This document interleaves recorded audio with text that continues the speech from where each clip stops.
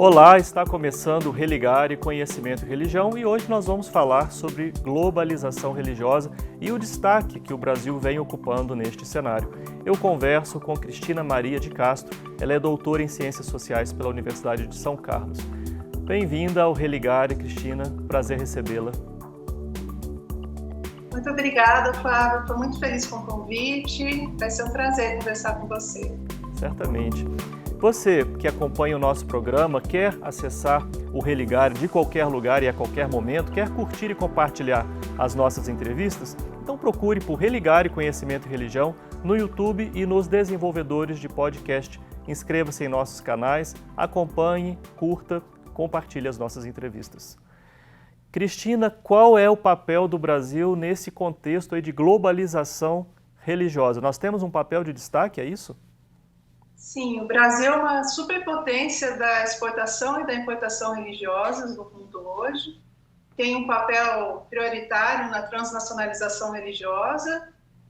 E para você ter uma ideia, Flávio, tem religiões que foram criadas no Brasil, então estão em mais de 150 países hoje. Sim. Nós temos diversas religiões sendo exportadas para o mundo e o Brasil, ao mesmo tempo, recebe aqui religiões do mundo inteiro.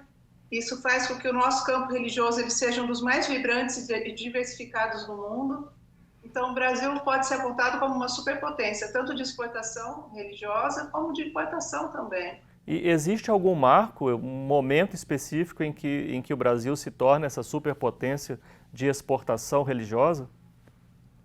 O desenvolvimento da internet facilitou bastante esse processo. As viagens cada vez mais acessíveis também facilitam, porque o turismo religioso, assim como o envio de missionários, tudo isso, as obras de entretenimento, a TV, tudo isso facilita muito a exportação de religiões criadas no Brasil. Então, quando a gente fala em globalização religiosa, além da questão da religião, nós temos esses outros elementos, tecnologia, comunicação, enfim, são vários os âmbitos. Temos. São todos interligados. Hoje é muito mais fácil para as pessoas manterem contato com seus gurus internacionais. Na época em que o João de Deus ainda era uma liderança religiosa bastante respeitada, né? Ele chegou a receber pessoas interessadas do mundo inteiro, algumas delas famosas como a Oprah. Isso foi televisionado, trouxe ainda mais pessoas posteriormente. Nós temos as viagens de turismo religioso que fizeram com que religiões como Santo Daime fossem conhecidas no interior da Amazônia por europeus e depois esses europeus voltam para os seus respectivos países e criam células, criam igrejas ou pequenas comunidades em seus países. Então, a tecnologia tem tudo a ver, a internet, as viagens de avião cada vez mais acessíveis, Sim. O contato via YouTube, e-mail, WhatsApp. Existe alguma relação, né, com as alterações recentes no campo religioso brasileiro e este fenômeno da globalização religiosa? Sim, nós temos muitos pontos a abordar a partir dessa questão, muito bem colocada, né?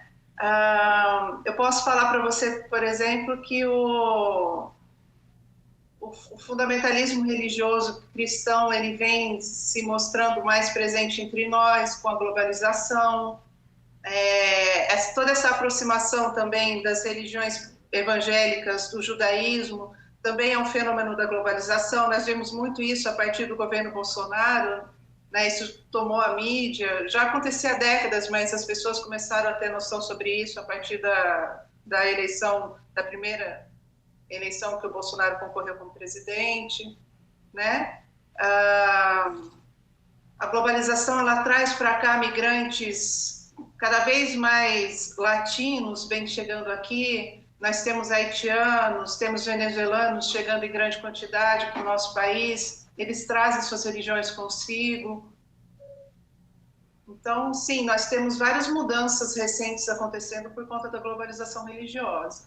Junto da questão religiosa, questões relacionadas a gênero, raça, classe, isso também tem impacto nesse processo? tem bastante impacto. A questão de gênero é interessante a gente observar, porque quando a gente fala de religiões trazidas por imigrantes, em geral, esses movimentos migratórios internacionais, eles são essencialmente masculinos, mas são as mulheres aquelas que carregam consigo as práticas do dia a dia, boa parte do conhecimento religioso cotidiano é trazido por elas. Então, quando a gente vê que os fluxos migratórios vão se convertendo em fluxos mais igualitários de gênero, né, depois que passa a primeira etapa, que vem praticamente só homens, quando as famílias começam a chegar, as mulheres, as mães, as avós, as esposas, as religiões elas vão se fortalecendo e vão se desenvolvendo. Então, a questão de gênero ela é bem presente quando a gente estuda religiões de imigrantes, por exemplo, né, que é um tema da globalização religiosa. A questão de classe é muito importante, porque nós temos exemplos diversos ao longo da nossa história que mostram que, dependendo de classe e também de raça, as religiões elas têm um relacionamento diferenciado com o Estado e com a sociedade civil, né? A liberdade religiosa, o respeito à prática de uma religião, geralmente o respeito é maior, a liberdade é maior quando quando se vê que são religiões de pessoas brancas e de alto poder aquisitivo. E o oposto acontece quando são pessoas negras e de baixo poder aquisitivo. Sim. Na formação do campo religioso brasileiro, nós temos tradicionalmente a participação do catolicismo ibérico, das religiões de matrizes africanas, dos regimes de conhecimento dos povos indígenas. Esse movimento da globalização, ele acentua esses elementos das religiões dos brasileiros ou ele traz também outros elementos a compor o que a gente costumeiramente chama de campo religioso brasileiro? A globalização religiosa, ela traz muito mais diversidade para o campo religioso brasileiro, né? Ela traz consigo, ao mesmo tempo que ela traz muita diversidade, ela reaquece certos debates muito conhecidos por nós que estudamos religião há bastante tempo. Por exemplo, a perseguição sofrida por religiões de matriz africana. Quando a gente vê o vodú trazido por imigrantes haitianos e a dificuldade que esses haitianos têm de praticar o vodú aqui no Brasil, a gente vê como um tema tão presente há tanto tempo, que é a perseguição às religiões de matriz africana, se reapresenta. Então, ao mesmo tempo em que a globalização religiosa traz muita diversidade para o campo religioso brasileiro, essa globalização ela reaquece certas polêmicas, certos temas que nós já temos vivenciado há muito tempo. Entendo. Esse processo de diálogo entre as tradições, os elementos simbólicos, eles sofrem alguma alteração? Há algum tipo de adaptação? Sim, sim. Por exemplo, os bolivianos também são um grupo que vem chegando em grande quantidade no Brasil, né? Os bolivianos eles trouxeram o culto à Nossa Senhora de Copacabana para o Brasil. Esse é um exemplo de como novos símbolos, novos elementos são incorporados ao nosso campo religioso brasileiro, né? E Nossa Senhora de Copacabana é um elemento novo que começa a fazer parte do catolicismo, principalmente em São Paulo, região onde existe uma quantidade imensa de bolivianos, né? Então, a globalização religiosa ela traz novos elementos simbólicos, sim, e esse é um exemplo.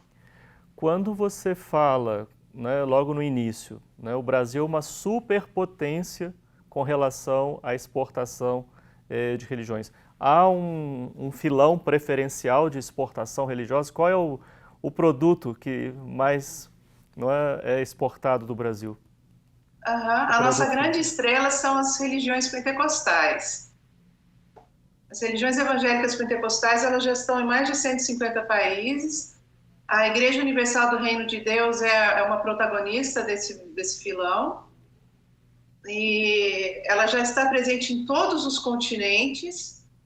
Ela é uma religião muito centralizada, tem um forte comando, né, central, como eu acabei de dizer, mas ainda assim ela se adapta aos mais diversos contextos. Por exemplo, na Itália, a Igreja Universal já deixou de pedir o dízimo para não chocar com os valores católicos tradicionais do lugar.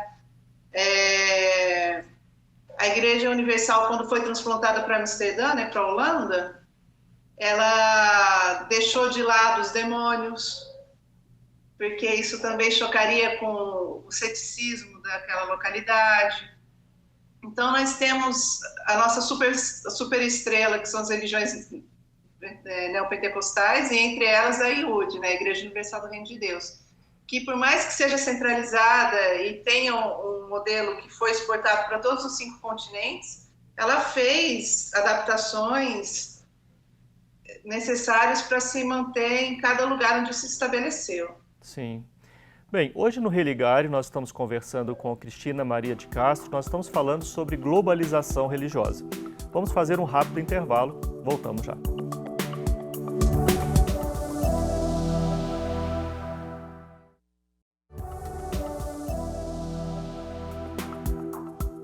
Estamos de volta com o Religare Conhecimento e Religião. Hoje nós estamos falando sobre globalização religiosa. A nossa convidada, Cristina Maria de Castro, ela é doutora em Ciências Sociais pela Universidade de São Carlos. Cristina, você dizia então que a Igreja Universal do Reino de Deus é uma estrela, né, da exportação religiosa, no caso brasileiro. Mas eu fiquei pensando, o Daime também não tem uma presença importante nesse contexto da exportação de produtos religiosos do nosso país? Com certeza. O Daime está presente em mais de 50 países, mas a Universal está presente em mais de 140. É, bem mais, né? Pois é, mas de qualquer maneira o Santo Daime ele vem crescendo bastante. Ele é uma religião que, curiosamente, tem um papel feminino bastante expressivo na sua transnacionalização, como a Paulina Valamiel vem estudando, uma orientanda minha de doutorado. Quando a gente fala em importação, você trouxe o caso do Haiti, você falou de bolivianos. Da Venezuela, a gente tem elementos também religiosos aí na importação? Aqui em Belo Horizonte, por exemplo, nós temos vários venezuelanos da etnia Waral, ou Waral, me perdoe a ignorância, não sei a pronúncia, é com W.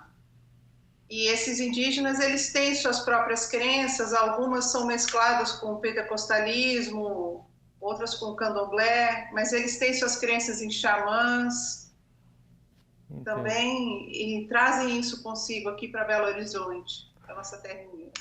Sim. Sobre a questão da mudança, ao chegar no Brasil, né, você falou das religiões brasileiras que vão para o exterior, vão se adaptando de acordo com cada contexto.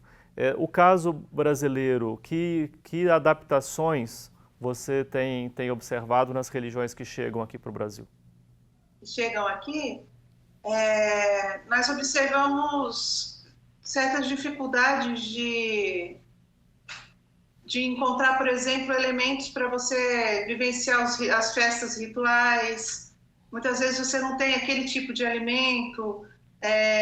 Judeus e muçulmanos têm um tipo certo de abate da carne que deve ser consumida por eles.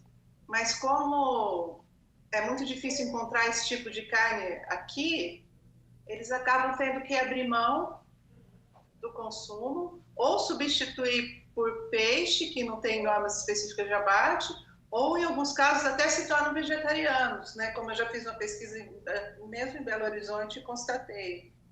Então, você tem essas dificuldades de religiões que são transplantadas para um contexto diferente.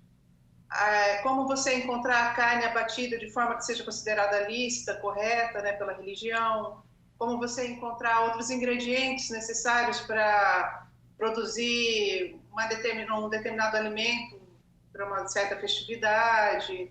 Às vezes você não tem senhoras de idade. As mulheres, elas são muito importantes para a transnacionalização religiosa, porque elas trazem consigo os seus conhecimentos, os hábitos religiosos cotidianos são geralmente dominados pelas mulheres. E quando você tem essas comunidades imigrantes que trazem suas religiosidades para cá, mas não trazem em número suficiente as idosas da família, as mulheres, muitas vezes você acaba ficando sem alguém que conheça aquelas práticas rituais e muita coisa acaba se perdendo.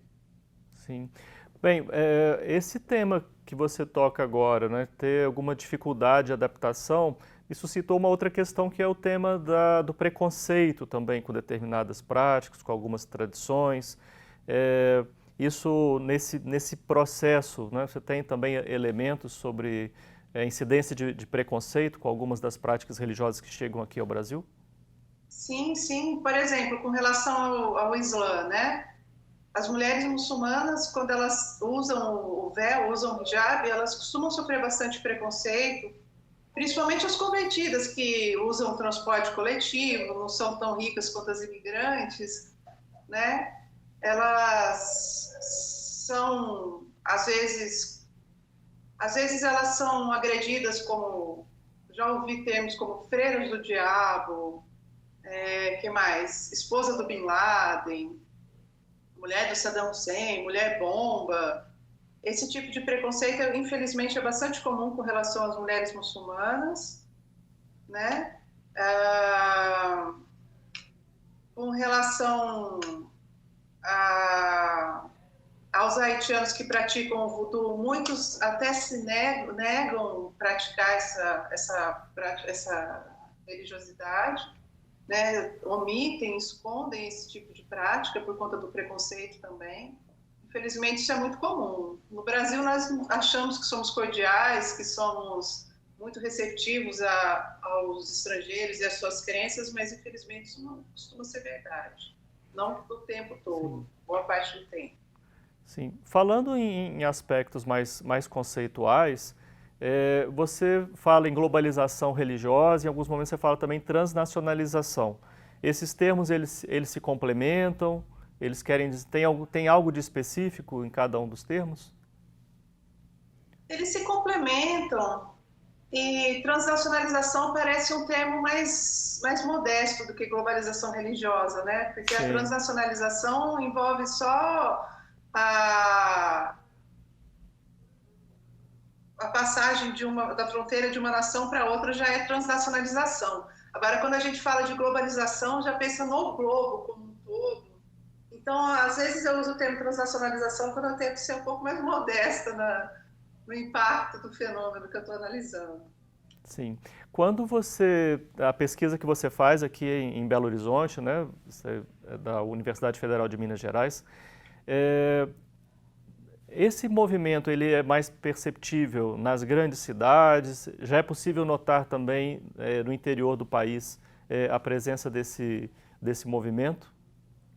Da transnacionalização? Da transnacionalização ou da globalização religiosa, esses elementos novos que vão chegando, né, com os migrantes, estão ficando concentrados nas cidades, nas capitais? Eles chegam com os migrantes, eles chegam com os turistas religiosos, chegam com missionários, né? E quando a gente fala de turista religioso e de missionário, aí a gente pode pensar em todo e qualquer lugar, inclusive os rincões do país. O Santo Daime, por exemplo, claro que você me perguntou sobre, a Meca do Santo Daime se chama Céu do Mapiá, se encontra no interior do Acre, num lugar bastante isolado, né? E de lá, do Céu do Mapiá, o Santo Daime foi para o mundo a partir da presença de turistas religiosos que chegaram até lá, tiveram uma experiência e transplantaram essa religião tanto para o Sudeste brasileiro quanto para a Europa e para outros continentes.